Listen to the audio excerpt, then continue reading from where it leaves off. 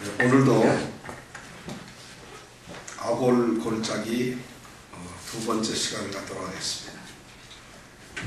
아골 골짜기가 지난주에 말씀을 드렸을 때 뭐라고 말씀을 드렸었죠?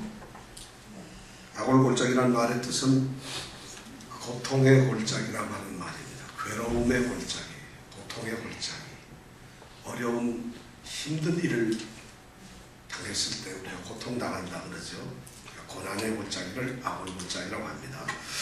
지난주 첫 번째 시간에는 이스라엘 백성들이 여리고성의 승리를 만끽하면서 그 여리고 승리에 이제 그 승전보가 그 함성이 끝나기도 전에 여리고성을 점령하기 위해서 올라갔다가 여리고성 점령 전투에서 실패를 하고 오히려 36명의 사망자를 내고 도망치는 이런 사건을 우리가 같이 생각을 했습니다.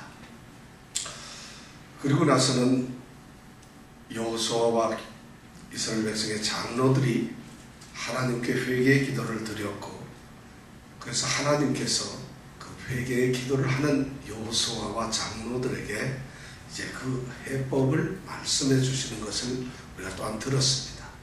그 해법의 내용이 뭔가 하면은 이스라엘 자손들이 하나님 앞에 범죄를 했기 때문에 너희들이 이 전쟁에서 도망할 수밖에 없고 질 수밖에 없었다는 것이었고, 이제 그 범죄의 문제를 해결하고 그 범죄자를 색출해서 그래서 그 사람을 돌로 쳐 죽임으로써 하나님의 노여움을 해결하라고 하나님께서 여호수아에게 말씀을 하십니다.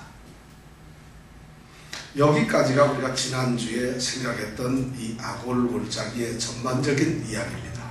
보통 우리가 여호수아서 이 7장을 말씀을 할 때에는 이것은 아이성의 전투에 대해서 이야기를 하는 것이다 이렇게 생각을 하고 있는데, 사실 어떻게 보면은 아이성 전투는 물론 중요한 팩트이긴 하지만은 그 아이성 전투 자체가 하나님께서 지금 생각하시는 그 하나님의 뜻에서는 맞지 않는 것이었어요. 하나님이 지금 이 7장에서 말씀을 하고 있는 것은 가장 중요한 것이 뭐냐면 이스라엘 백성들, 하나님이 선택하신 이스라엘 백성들과 그리고 이스라엘 백성을 선택하신 그 하나님과 백성과 하나님의 관계가 어떻게 세워지는가 하는 것이 하나님에게는 더 큰 관심이었고 하나님의 뜻이었습니다.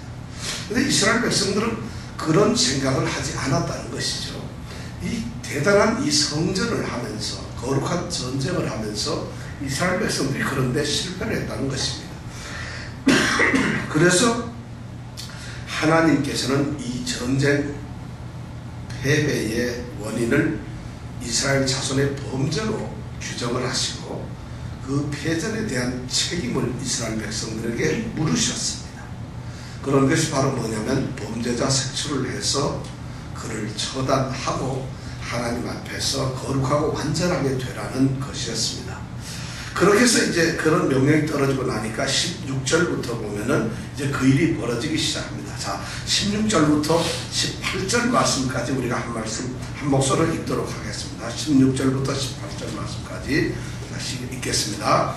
이에 여호수아가 아침 일찍이 일어나서 이스라엘을 그 지파대로 가까이 나오게 하였더니 유다 지파가 뽑혔고, 유다 족속을 가까이 나오게 하였더니 세라 족속이 뽑혔고, 세라 족속의 각 남자를 가까이 나오게 하였더니 삽디가 뽑혔고, 삽디의 가족 각 남자를 가까이 나오게 하였더니 유다 지파 세라의 증손이요 삽디의 손자요 갈미의 아들인 아간이 뽑혔더라.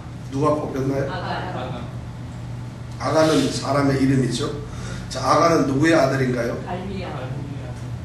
누구의 증손자인가요? 세라의 제가 그럴 줄 알고 일부러 누구의 손자라 안 물어봐, 증손자인가 딱 띄어서 물어봤어요. 그러니까 말씀을 얼마나 잘 들으시느냐 이걸 보기 위해서 제가 일부러 건너뛰었는데 역시 저의 낚시에 걸렸습니다. 그러니까 성경 말씀은 사실 잘 읽어야 되는 것이에요. 하나님께서 이제 지파를 먼저 나오게 하고 그 다음에 족속을 나오게 하고, 그 다음에 한 집안을 나오게 하고, 그 다음에 그 집안의 남자를 나오게 해서 차례대로 이렇게 나오게 해서 그 중에 범인을 색출하는 이런 방법을 하나님이 지금 쓰고 계시는 거예요. 근데 이 방법이 뭐냐면 어떻게 했을 것 같아요, 하나님? 예를 들어 나오면은 12지파가 딱 나오면은 12지파의 한 지파를 뽑아야 되는데 어떻게 뽑았을까요? 지금 누구를 뽑는 것 같죠? 범죄자를 찾아내는 것이죠. 그럼 하나님께서 어떻게 뽑았을까요? 어떻게 했을까요? 이렇게 침을 탁 뱉어가지고 탁 치어서 튀기는 사람한테 뽑았을까요? 그럼 딱 이렇게 세워놓고 고개 탁 숙인 다음에 돌을 던져서 머리에 딱 맞는 사람을 했을까요? 어떻게 했을까요? 하나님 다 아시고 계시니까. 너무 정답을 얘기하니까 그 다음에 할 말이 없어요. 하나님 다 아시는데 뭐하러 우리가 공부를 하겠어요? 하나님이 다 아시는데 제비뽑기를 했어요. 그러면 성경에는 제비뽑기가 하나님의 뜻을 아는 좋은 방법이거든요. 근데 제비를 어떻게 뽑는가 하면 제비를 이렇게 만들어서 하나씩 뽑는 게 아니고 이스라엘의 이 당시에 제비뽑기는 이렇게 했대요. 하얀 돌하고 까만 돌 두 개를 똑같이 생긴 돌을 이렇게 갈아서 무게도 똑같은 이런 걸 만들어 가지고 주머니에 넣습니다. 그리고는 이제 질문을 합니다. 이정근 집사님 이거 훔쳤죠? 그럼 대답을 하는 게 아니라 그 안에서 하얀 돌 까만 것 중에 하나를 꺼내야 됩니다. 근데 하얀 돌을 꺼내게 되면은 하나님께서 예 이렇게 하고 대답을 했던 거가 되는 거, 긍정을 하는 거고, 까만 돌을 꺼내면은 부정을 하는 것이에요. 그러니까 만약 이정근 집사님이 뭘 잘못했다 그런데 하얀 돌을 쓱 꺼냈다 그러면 하나님이 범인이다 이런 뜻이에요. 근데 까마를 꺼내면 아니다. 근데 예를 들어 이렇게 이제 하나님이 부정을 해줘. 이 사람은 범인이 아니다. 그러니까 하얀 걸 뽑아야 된다는 것이죠. 그죠? 까마를 뽑으면 하나님께서 이 사람이 범인이라는 걸 하는 거예요. 그런 식으로 해서 이제 제비를 뽑는 것이에요. 그럼 이스라엘이 몇 지파가 있죠? 12지파가 있어요. 그럼 제일 먼저 12지파의 족장들이 나왔고, 아마 성경에서는 지금 어떻게 뽑았는지 모르지만 12지파를 다 준 것이 아니라 12지파에서 이렇게 우리가 장막을 보면은 성소로 해서 4개 지파가 동서남북으로 해서 3지파씩 나눠가는 걸 알잖아요. 아마 그렇게 지파를 나누어서 했지 않았겠나 싶어요. 그런데 처음 지파가 나와서 이제 제비를 뽑는데 누가 뽑혔어요? 누가 뽑혔죠? 이렇게 이제 우리가 성경을 그러니까 읽어봤자 소용이 없다 이런 얘기를. 자, 어느 지파가 뽑혔을까요? 네? 제일 처음에 어느 지파가 뽑혔다고? 첫 번째 16절에 보니까 유다 지파가 뽑혔어요. 유다 지파라고 하는 말은 이스라엘 자손들이 지파가 전부 몇 개? 12개. 그 중에서 유다 지파는 몇 번째? 네? 첫 번째가 아니고 그러면 네 번째. 그런데 네 번째인데 이제 아브라함과 이삭과 야곱이 죽으면서 축복을 할 때 보면은 제일 장자가 르우벤이라고 하는 장자인데, 근데 이 축복을 하면서 장자의 권리를 네 번째인 유다에게 줍니다. 그리고 많은 기업, 재산, 땅의 축복은 요셉에게 줍니다. 이렇게 이제 나누어지죠. 그래서 이제 실질적으로 족장이 누가 되는가 하면 이 유다 지파의 제일 우두머리가 누가 되는가 하면 유다가 됩니다. 유다 지파에서 유명한 사람이 누군가 하면 갈렙이라고 하는 사람. 알죠? 갈렙? 또 유명한 사람은 다윗 왕이 유다 지파예요. 또 유명한 사람은 예수님이 유다 지파예요. 그러니까 유다 지파가 이스라엘의 실질적인 주인 되는데, 제비를 뽑는데 12지파가 와서 뽑는데 딱 뽑았더니 유다 지파가 뽑힌 거예요. 놀랄 일이잖아요. 어떻게 이거는 차라리 가나안 동편 땅을 차지한 르우벤이나 뭐 갓지파나 이런 데서 므낫세 반지파 이런 데서 뽑아야 되는 게 맞는 것 같은데, 느낌상 최고의 명문 지파인 유다 지파가 그 제비를 뽑아. 이 성경에는 오늘 안 나왔습니다만 유대인들이 이렇게 쭉 전수되는 그 유대인들의 전승 이야기를 보면 유다 지파가 뽑히는 순간 유다 지파의 남자들이 전부 일어나가지고 칼을 다 뽑아야 합니다. 그리고는 어떻게 우리 지파가 이럴 수가 있느냐, 범인을 잡아서 이 칼로 찔러 죽이기 전까지는 절대 칼을 넣지 않겠다고 전부 막 흥분을 합니다. 그만큼 유다 지파가 대단해요. 근데 유다 지파가 뽑혔어요. 이 말은 뭐냐면 지금 하나님의 명령을 어기는 것이 가장 중심이 되는 지파에서 하나님의 명령을 어기고 있다는 것이에요. 가장 하나님의 뜻을 따라야 되고 지파를 위해서 가장 민족을 위해서 애를 써야 될 그 중심이 가장 핵심적인 중심이 흔들리고 있다. 하나님 말씀을 듣고 있잖아요. 이 세상을 가장 밝혀야 될 교회가 흔들리고 있어요. 교회를 지켜야 될 목사님이나 장로나 중직들이 흔들리고 있어요. 잘못되고 있다는 거죠. 이거 심각한 문제잖아요. 어떻게 이스라엘 백성이 그럴 수가 있겠어요. 유다 지파가 뽑혔어요. 그런데 유다 지파가 뽑히니까 그때까지도 다른 지파들은 쭉 있고 이제 유다 지파만 숭숭숭하겠죠. 자, 유다 지파 중에서 이제 족보 있는 사람들 나와라. 그래서 이제 각 족속 대표들이 나옵니다. 근데 누가 뽑혔어요? 세라 족속이 뽑혔어요. 두 번째, 세라 족속은 또 유다 지파 내에서도 굉장히 유명한 지파예요. 유다가 누구를 통해서 이 세라를 낳았는가 하면 다말이라고 하는 여인을 통해서 낳았어요.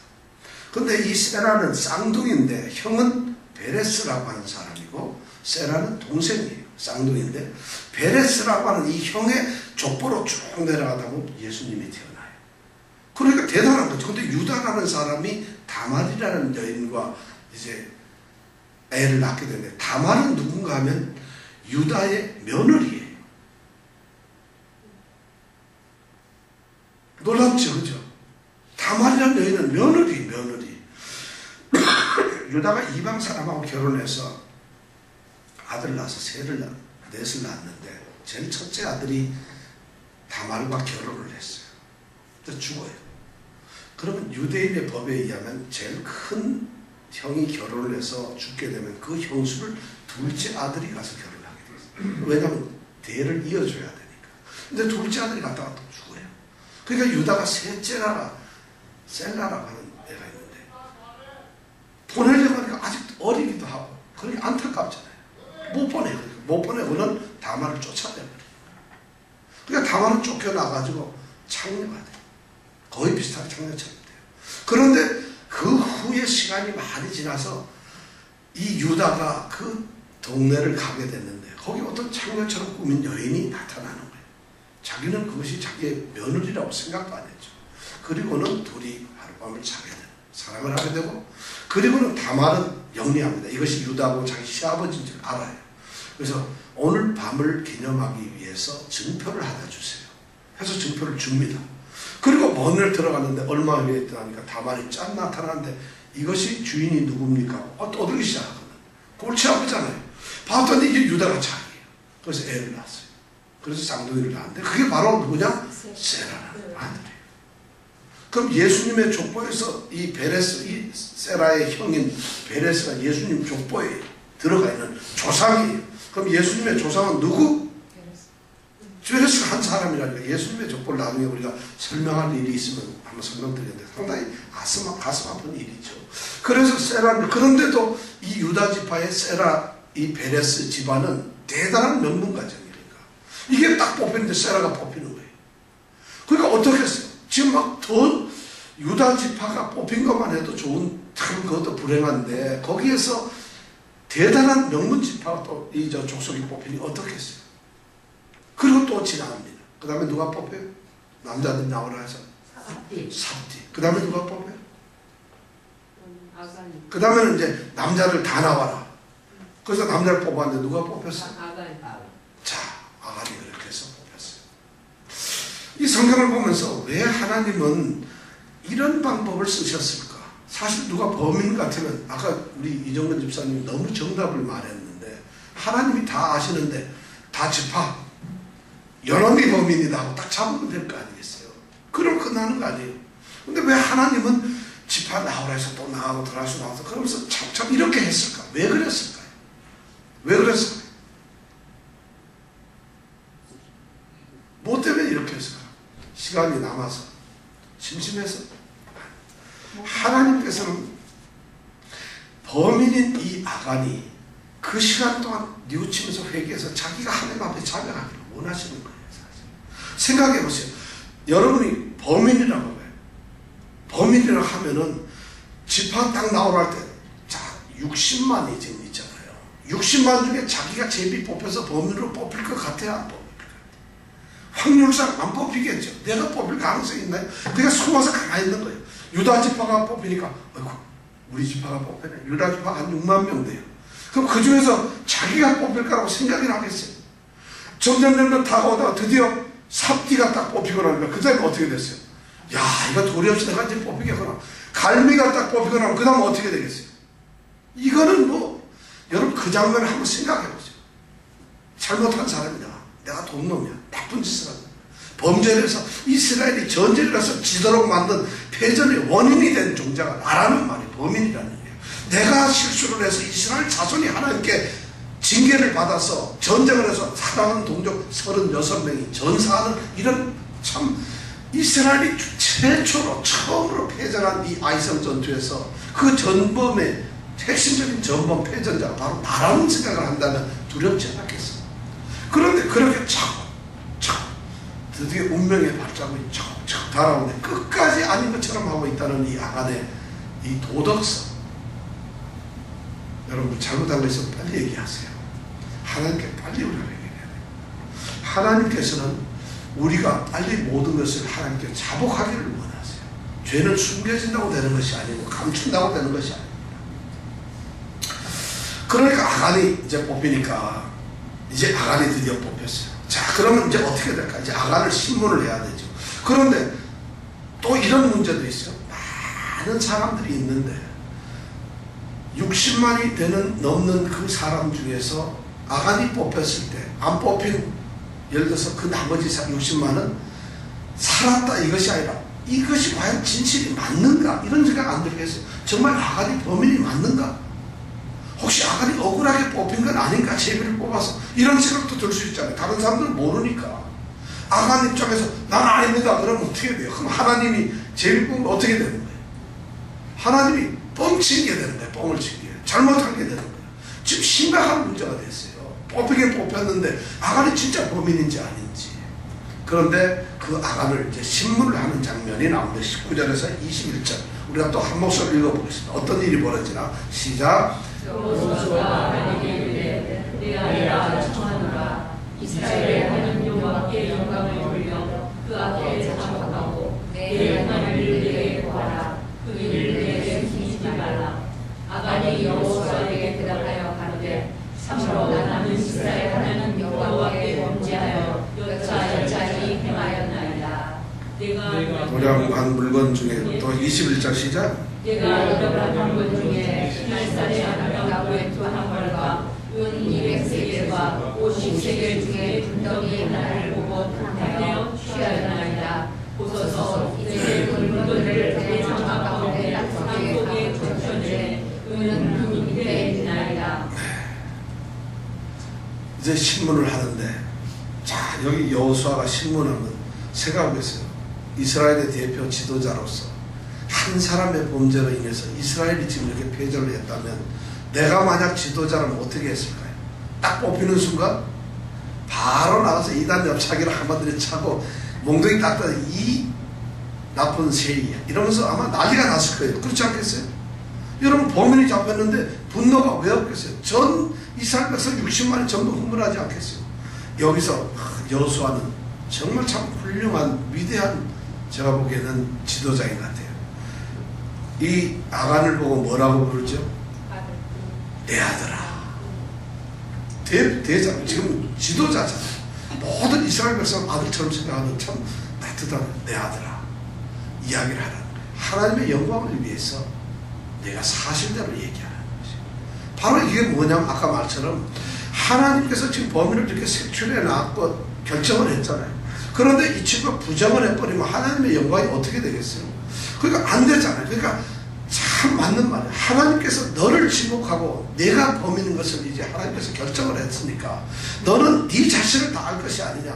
그러니까 여기서 비겁하게 다른 소리를 하지 말고 네가 아닌 것처럼 자꾸 거짓말을 하지 말고 정직하게 하나님의 영광을 위해서 자백을 하라는 거지. 이런 말씀을 합니다. 그러니까 이 아간이 자백을 하는데 20절에 보니까 어떻게 여호와께 범죄하여 어떻게 했다고? 여차. 야 성경에도 여차란 말이에요. 여차는 무슨 말이에요? 이렇게 했습니다 하는 말이에요. 자 여차가 뭔가? 자 그 다음에 보니까 내가 노략한 물건 중에, 노략이라는 것은 전쟁을 해서 이겨가지고 이스라엘 백성들이 제리코 성에 있는 물건들을 다 챙겼죠. 그래가지고 그걸 하나님께 드려야 하는데 전부 드리기로 되어 있었는데 그 중에서 그것이 바로 이스라엘 백성들이 전쟁에서 전리품을 가졌는데 그걸 하나님께 다 드려서 사람과 짐승은 전부 진멸시켜버리고 귀한 것은 하나님의 창고에 넣으라고 그렇게 되었는데 그 물건 중에서 뭐를? 아름다움을. 자, 여기 보니까 제일 처음에는 뭐를 하나? 외투 한번. 아름다운 외투. 어디 외투겠어요? 신할산이라는 뭐예요? 어디 외투라고? 아름다운 외투? 신할산. 신할산이라고 하는 것은 신할산이 있는 것이 아니에요. 신할에서 만들어낸 신할산 또는 미국산, 한국산 이런 식으로 신할산이라는, 신할이라는 말은 두 강 사이라는 거예요. 두 강. 그래서 이 두 강은 메소포타미아 강하고 티그리스 강을 말해요. 거기 그 강 사이에 있는 나라가 당시에 누군가 하면 바벨론 제국이라면 인류 역사에서 가장 문명이 발달되고 화려했던 그 제국이 바로 바벨론 제국. 그래서 우리 요즘 뭐 옛날에 유행가하고 뭐 미국 노래하면 뭐 무슨 바빌론 이런 노래 있죠. 그게 가사를 이렇게 보면 전부 바빌론을 찬양하는 거예요. 그러니까 가장 인간의 타락된 문화가 가장 왕성했고 번영했던 그 시대를 바로 우리는 바벨론이라고 해요. 그러니까 지금 거기에서 만든 최고의 이 아름다운 외투, 이 외투는 금실하고 은실을 이렇게 막 짰으니까 버쩍버쩍 하는 것이 대단히 좋은 거예요. 이 외투를 훔쳤어요. 그리고 또 뭐를 훔쳤다고? 은 200세겔. 은 200세겔이라고 한다면 이 200세겔이 어느 정도 되는가 하면은 요즘으로 말하면 한 20년 동안 회사를 근무하고 난 다음에 받는 퇴직금 정도? 그럼 돈이 얼마 정도 되는지 여러분들 아세요? 1년에 연봉을 5만 불을 받으면 20년이면 얼마? 100만 불어치나 되는 그런 상당한 돈이라는 것이 이게. 그 다음에 금 50세겔. 이거를 보고 어떻게 했어요? 이 금덩이 하나를 보고 탐내어 취한나이다.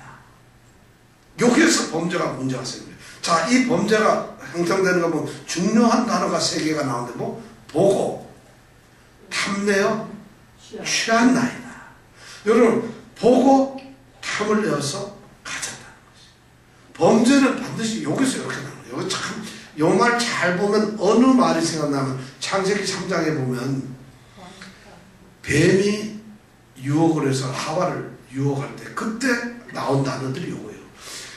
하와가 본즉 여호와가 본즉 먹음직하고 보암직하고 탐스럽게 지혜롭게 할 만큼 탐스러운지라 자기가 그 과실을 따먹고 또 그 과실을 자기 남자에게 주니 이렇게 돼 있어요. 그러니까 보고 탐스럽게 된다. 범죄라는 건 바로 요렇게 보고 탐욕을 가지고 그 다음에 갖는 것. 그러니까 보는 것이 뭐예요? 예를 들어서 노는 것이 좋으니까 막 생각을 하고 그 다음에 놀기 위해서 거기 가고 그러나서 교회 안 나오고 요것이 문제예요. 내가 뭐가 좋으면 야 여기 괜찮은 데가 가고 싶어 막 미쳐서 오늘 낚시 가면 얼마나 좋을까 생각이 문제예요. 그 다음에 낚시 가가지고 잡히는 고기를 막 생각해요. 잡았더니 우럭이 10마리가 잡히고 막 생각해. 그리고 나서는 가자 하고 낚시를 가버리는 거예요. 이렇게 되면 어디를 빠진다? 교회를 빠진다. 우리가 80평생을 살면 며칠을 사는가 하면 29,200일을 살아요. 80평생을 산다면 하루도 안 빼놓고 산다면 죽는 날도 있나요? 하루도 안 빼놓고 살면은 29,200일을 사는데 그럼 교회를 80평생을 한 번도 안 빠지고 주일날 간다면 몇 번을 가냐면 4,160번을 가게 돼 있어요. 여러분 4,160번에서 한 40번 정도 1% 정도만 빠져도 될까? 천만에 말씀. 오늘 이 보세요. 아간이란 사람이 한 사람이 죄를 저질렀는데 60만 대군들이 전부 다 패전을 해버린 거예요. 이 한 사람이 죄를 저질렀어요. 아간이란 사람은 자기가 살짝 감추었어. 자기 장막에다 감추었을 때 문제가 없을 줄 알았어요. 감추면 끝이잖아요. 누가 하겠어 60만 중에서. 그랬는데 아무도 모를 텐데 그런데 이것이 드러나가지고 그 문제 때문에 하나님께서는 아시고 이스라엘 이 7장 1절에 보면은 이스라엘 자손들이 바친 물건을 인하여 범죄하였으니 이렇게 말씀합니다. 이스라엘 자손이 범죄했다고 이야기를 하고 있어요. 한 사람이 잘못했는데. 이 교회 공동체는 교회라고 하는 데는 전부 다 하나예요. 어떤 한 사람이 잘못하게 되면 교회가 하나님 앞에서 전부 책임을 져야 하는 이런 말씀을 지금 하고 있는 것이에요. 그럼 예배를 드리는데 10명이 드리는데 아니 100명이 드리는데 한 명이 잠깐 딴 생각을 하고 있어요. 그럼 어떻게 되나요? 이거 심각한 문제예요. 100명이 예배 드리는데 한 명이 빨리 가야 되는데 이런 생각을 하는 이것도 문제예요. 한 명의 범죄가 교회는 사실 그런 것이 있어요. 정말 그럴까? 한 명이 그 사람만 책임지면 되지 나머지를 왜 책임져야 되냐? 하나님께서는 교회에 대해서 이스라엘 백성이 교회 아니에요. 광야 교회 아니에요. 교회 연대 책임을 하나님께서 묻으십니다. 왜 그런가 하면 교회라고 하는 것, 하나님의 몸은 그리스도의 몸은 하나라는 것이에요. 나누어질 수가 있는 것. 이걸 보고 그래서 우리는 혈연이나 이런 뭐 인맥의 그런 공동체가 아니라 이게 바로 유기적인 하나의 공동체예요. 하나가, 교회가. 그래서 나눠질 수가 없어요. 그래서 한 사람의 잘못은 결국 모든 사람의 잘못을 이렇게 같더라는 것이에요. 교회에 한 사람의 연약함이 있다면 교회가 연약한 것이에요. 예를 들어 한 사람이 약하다, 아프다 그러면 교회가 전부 아픈 것이에요. 한 사람이 약하다 그러면 교회가 전부 약하다는 것이에요. 예를 들면 이렇게 금으로 만든 쇠고리가 있습니다. 그 고리가 있는데 10개를 이렇게 전부 연결해서 끼워놨어요. 이를 연결해서 고리를 만들었다고 가정을 하세요. 그럼 이 쇠고리가 하나가 얼마나 굵은가 하면 손가락 한 3개 정도로 되는 굵은 것이 10개가 이렇게 엮였는데 그럼 단단하겠죠. 근데 그 중에 하나가 실처럼 가늘게 돼 있어요. 그걸 중간에 하나 연결했다고 가정을 해봐요. 그럼 이 쇠줄의 힘은 든든한 9개의 힘이 아니라 이 하나에 의해서 결정이 나는 거예요. 아무리 9개가 건강해도 당겨버리면 끊어지는 게 왜 끊어질까요? 이 약한 하나 때문에 그래요. 그러니까 교회라는 것은 그런 개념이에요. 하나가 잘못되면 전부가 잘못되는 거예요. 지금 그걸 좀 말하고 있어요. 그래서 교회에서는, 교회라는 건 그러니까 우리 그리스도의 몸이라고 지체라고 그래서 특히 교회에서는 약한 부분을 우리가 돌봐야 됩니다. 약한 부분. 자기 스스로가 일부러 약해지면 곤란하지만 어떤 분은 그런 분도 있어. 뭘 좀 스포트라이트를 받아보려고 일부러 약해. 그래서 뭐 일부러 힘든 요새 저 교회 좀 나이가 싫어졌어요. 관심좀 가져달라 이거지. 제가 요새 왠지 신앙이 좀 떨어지는 것 같은데 대단하게 얘기해요. 그래가지고 관심을 가져달라는 그게 아니라 근본적으로 우리에게 약한 부분이 있다는 거죠. 교회는 바로 교회에 어떤 교회가 강하냐 약하냐 아주 하나님 앞에 잘 서 있느냐 안 서 있느냐 제가 보기에는 그거는 한 사람 때문에 거예요.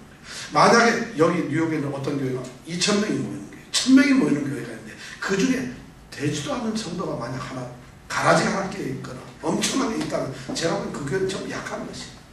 그런데 리를렉에 있는 어떤 교회처럼 많지는 않지만 전부 쇠줄로 팽팽하게 뭉쳐가지고 끊어질 때 하나도 없다면 그 교회는 강한 교회라는 것이에요. 이런 것이 사실 공동체란 바로 악한 하나의 범죄란 그런 의미를 갖고 있다는 것이에요. 그러니까 우리 성도들 한 분 한 분이 어떻게 돼야 된다고? 강하게 세워져야 돼요. 4,160번밖에 안 돼요, 주일은. 근데 그것도 젊어서는 저 교회 안 다녔거든요. 어려서는. 그러면 반뚝 잘라지면은 한 2,000번밖에 안 돼요. 나 한국에서는 교회 안 다녔는데요. 그러면 한국에서 나 교회 다닌 적 없어요. 그러면 이모 집사님처럼 거의 한 40년은 교회 안 다닌 거예요. 그래봐야 이제 그러면 한 10년 다녀봐야 520번밖에 안 돼. 10년. 그 중에서 몇 번 뺐는지 모르겠어요. 이런 것이 심각하다는 거예요.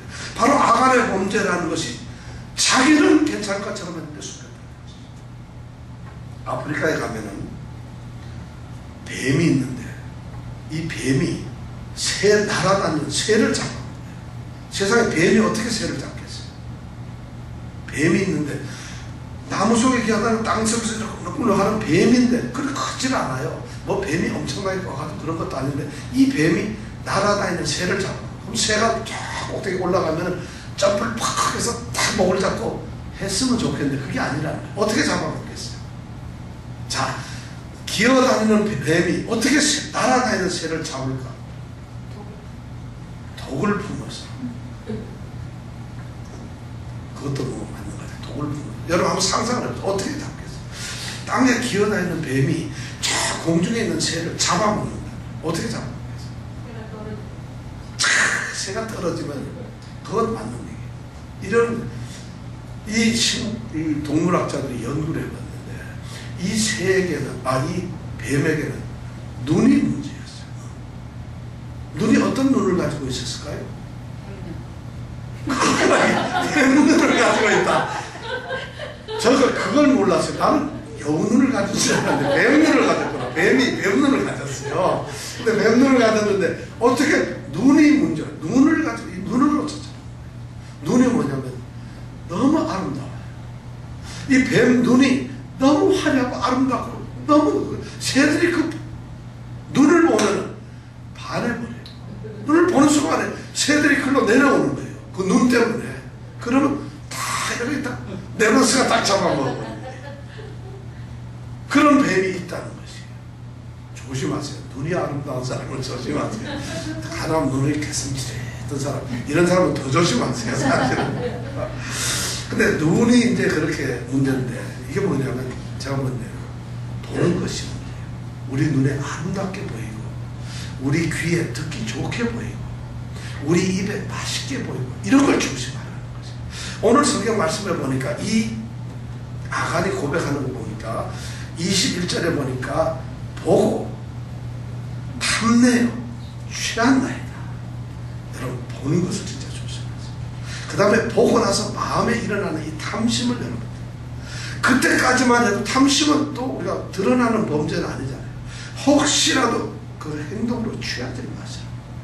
중요한 단어가 여기 들어가 있어요. 이 세상의 모든 범죄는 바로 보고 탐내고 취하는, 여기서 끝나는 거예요. 보는 거에 무슨 죄겠어요. 근데 가능하면 아닌 것은 보지 마세요. 나는 사진을 좋아한다고 해서 사진 들고 다다 보면 잘못됩니다. 나는 그런데 벤츠차가 좋아하고 벤츠를 밝히다 보면 벤츠에 문제가 생깁니다. 이건 지우세요. 벤츠는 어느 상품명이니까 지우세요. 그만큼 보는 것이 중요해요. 우리 성도들은 거룩한 본향을 사모하면서 하나님의 아름다운 것을 볼 수 있어요. 그러니까 영의 눈이 밝아지게 되는 세속적인 것을 안 보게 되는 것이죠. 그렇다면 우리가 탐내야 될 건 뭐예요? 열심히 싸워서 탐내야 될 것은 천국이에요. 우리의 구원을 탐내야 되는 거죠. 그럼 그것을 얻어내야 되는 것이지 세속적인 것이 아니라는 거죠. 자, 이렇게 해가지고 이 아간이 고백을 한다 보니까 자기 장막 속 땅속에 숨겼대요. 자, 그래가지고 22절부터 23절에 보면은 이제 수배를 하면서 보냅니다. 자, 22절에서 23절, 그래서 수배를 하러 갑니다. 한번 22절에서 23절 한번 두 절 읽어보겠습니다. 시작. 이에 여호수아가 사자를 보내매 그의 장막에 달려가 본즉 물건이 그의 장막 안에 감추었는데 은은 그 밑에 있는지나 그들이 그것을 장막 가운데서 취하여 여호수아와 이스라엘 모든 자손에게로 가져오매 그들이 그것을 여호와 앞에 놓으니라. 숨겼던 것이 드디어 장막에서 찾아냈어요. 자기는 자기 혼자 갈 줄 알았지만은 천만의 말씀이 다 드러나고, 그리고 이스라엘과 이스라엘 자손들 앞에 가져오니까 그것을 어디에 두었다고? 여호와 앞에. 하나님이 딱 내려와서 여기 가져왔구나 이랬을까요? 이거는 아마 여호와 언약궤, 이 법궤 앞에다 갖다 두었을 거예요. 왜냐하면 법궤, 이 언약궤는 여호와의 임재 상징을, 하나님이 거기 계신다는 것을 우리가 나타내기 때문에 그 앞에다 갖다 두었다는 거죠. 드디어 물건을 찾자. 자, 이제 여호수아는 범인 색출을 했고, 그리고 그 범인 색출에 대해서 신문을 했고, 신문을 한 다음에 그 죄에 대한 증거인 장문을 드디어 확보를 했죠. 그러니까 이제 범인이 확정이 되었죠. 그럼 이 확정된 범인을 어떻게 처리를 할까요? 자, 24절부터 우리 26절 마지막 절까지 한번 읽어보겠습니다. 시작. 여호수아가 이스라엘 모든 사람으로 더불어 세라의 아들 아간을 잡고 그 은과 금덩이와 그 아들들과 딸들과 소들과 나귀들과 양들과 장막과 무릇 그에게 속한 모든 것을 이끌고 아골 골짜기로 가서 여호수아가 가로되 내가 어찌하여 우리를 괴롭게 하였느냐 여호와께서 오늘날 너를 괴롭게 하시리라 하니 온 이스라엘이 그를 돌로 치고 그것들도 돌로 치고 불사르고 그 위에 돌 무더기를 크게 쌓았더니 오늘날까지 있더라. 여호와께서 그 극렬한 분노를 그치시니 그러므로 그곳 이름을 오늘까지 아골 골짜기라 부르더라. 자, 아간은 어떻게 됐어요? 왜?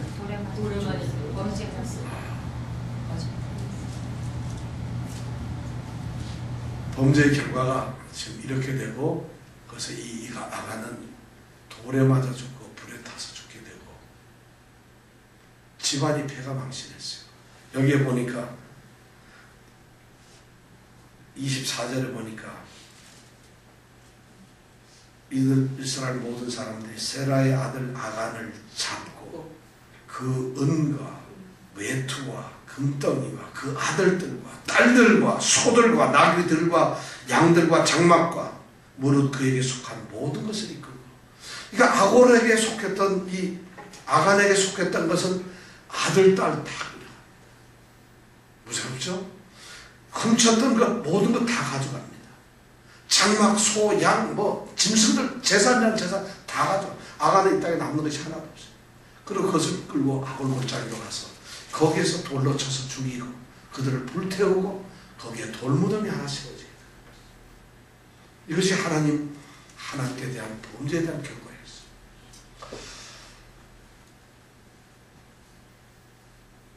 왜 그랬을까요? 왜 이렇게 하나님께서는 그냥 아간만 죽이면 되잖아요. 여기 보면 누구 다 죽였어요. 근데 여러분들이 성경에 예리하게 보는 사람은 이렇게 보다가 아내는 빠졌네요. 그죠? 세라의 아들 아간을 잡고 그 은과 외투와 금덩이와 그 다음에 아내와 이렇게 나와야 되는데 갑자기 그 아들들과 딸들과 소들은 아내는 살았네요. 이렇게 말하는 성경학자, 그래서 성경학자들이 막 연구를 해가지고 아들과 딸은 아버지의 소유권이지만은 아내는 소유권이 아니기 때문에 괜찮다. 그래서 살았다. 이렇게 해석을 각자 멋대로 하는데 아내 이름 여기 쓰이지만 않았을 뿐이 아내도 당연히 죽었다는 것이죠. 당연히 죽었다는 것이죠. 그러니까 이것이 너무 잔인하지 않아요? 아간만 잘못했는데 아간의 아들이 무슨 죄가 있었어요? 아간의 딸이 무슨 죄가 있었어요? 아니 나만 한 대 맞으면 되지. 우리 서연이는 왜 때려요? 우리 스라는 왜 때려요? 나만 한 대 때리면 되지. 근데 오늘 보니까 아간은 그걸 항변을 할 만하잖아요. 왜 아간 나만 내가 잘못했으면 나만 죽이면 되지. 더군다나 이 신명기 11장에 가보면은 하나님께서 명령하신 그 율법에 보면 뭐라 되어 있냐면 내 아비의 죄를 아들에게 묻지 말라는 것이에요. 아버지 죄를 아버지에서 끝내라는데 여기에 보니까 모든 사람을 다 죽여버리거든요. 가족들을. 왜 이럴까요? 여기에서 하나님이 참 그 거룩하시네요. 하나님께서는 여리고성을 점령할 때 뭐라고 그랬어요? 거기에서 내게 바쳐진 것들, 이걸 헬라어로 아주 히브리어로 헤렘이라고 하는데 내게 바쳐지는 것은 무조건 바치라는 것이에요. 하나도. 근데 바쳐졌다는 그 말은 제가 지난주에 얘기했지만 진멸이에요. 완전히 멸해버리는 것이에요. 그래서 아비고 딸이고 아들이고 어린애고 노인이고 사람을 그 여리고성에 있는 사람들은 다 진멸하는 거죠. 소, 양, 돼지, 모든 것을 다 진멸하는 거죠. 집이고 다 불태우는 것이죠. 오직 귀금속과 같이 있는 것만 하나님의 전에다가 드려요. 이것이 하나님께서 원했던 명령이었는데, 그런데 그것을 어겼으니까 그걸 어기게 되면 하나님이 뭐라고 얘기를 했죠? 그 당시에 이것을 만약 어기게 되면 그 모든 벌이 너에게로 어긴 그 사람에게 돌아갈지라는 거죠. 이것이 하나님의 헤렘이라는 법이죠. 그걸 어기면 네가 이 여리고 성에 있는 그 백성이 아니라 바로 내 자신이 어긴 내 자신이 바로 여리고의 백성이 될 것이라는 이런 말씀을 하신 거죠. 하나님 거룩하셔서 온전하신 분이기 때문에 그것을 원하셨던 것이죠. 순결하고 깨끗하고 온전하게 그것을 원하셨던 것이죠. 이스라엘 백성이 사실 죄를 짓지 않았고 아간이 하나를 죄였지만 이것이 공동체의 죄가 됩니다.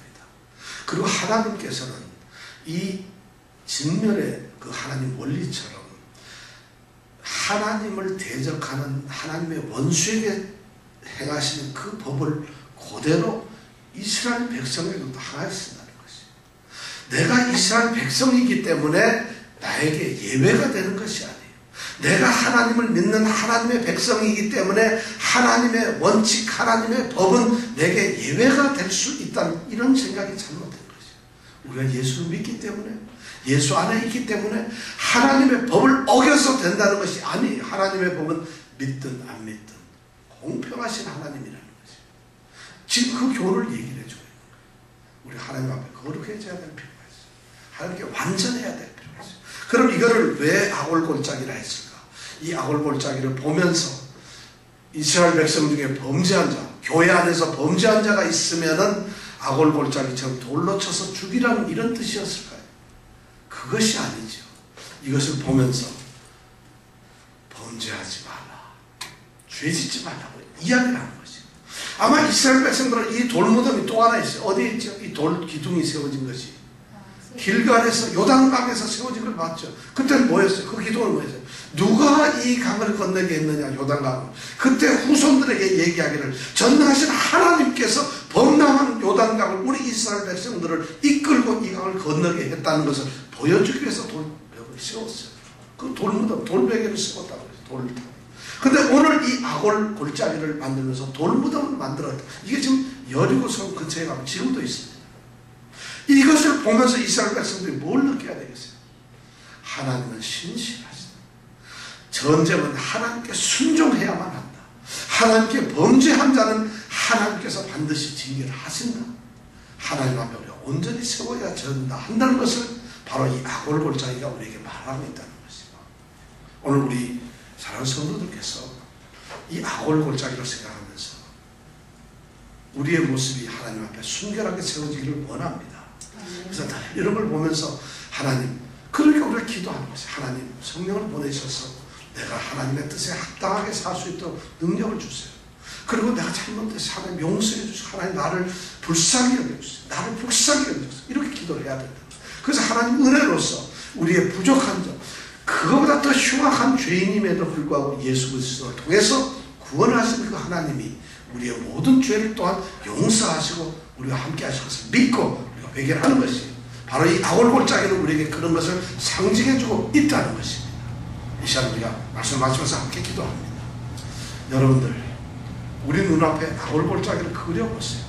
제가 지난주하고 이번주까지 말씀드렸던 것이 바로 아골골짜기입니다. 우리에게는 그런 것이 없나요? 우리는 얼마나 무감각한지 몰라요.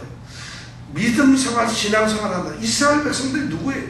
하나님이 함께 하셔서 여리고성까지 물리친 그들이 아닙니까? 축복을 받은 사람들이에요. 요단강까지 건넜던 사람들인데 이런 사람들이 범죄한 사람의 범죄를 인해서 패전하고 보잘것없는 존재가 된다는 것이죠. 자, 그렇다면 우리는 어떻게 생각해야 돼요? 우리는 거룩한 성도들입니다. 이 자리에 있는 분 어느 한 분도 예외 없이 하나님의 성도들인데, 하나님이 택하신 백성인데, 하나님께서는 그 택하신 백성들이 거룩하게 되기를 원하고 하나님과 함께 살기를 원하고 하나님의 사람이 되기를 원합니다. 사랑하는 성도 여러분, 아골골짜기를 생각하면서 이 시간 기도하겠습니다. 하나님, 내가 하나님의 명령에 무조건 순종하는 자가 되게 하시고 하나님의 말씀을 따라서 복종하며 사는 사람 되게 해 주시옵소서. 내가 연약해서 넘어질 때 하나님 나를 붙들어 주시고 나를 용서해 주시고 나를 불쌍히 여겨 주시옵소서. 이 기도가 우리에게 이 시간 나오기를 원합니다. 함께 기도하겠습니다.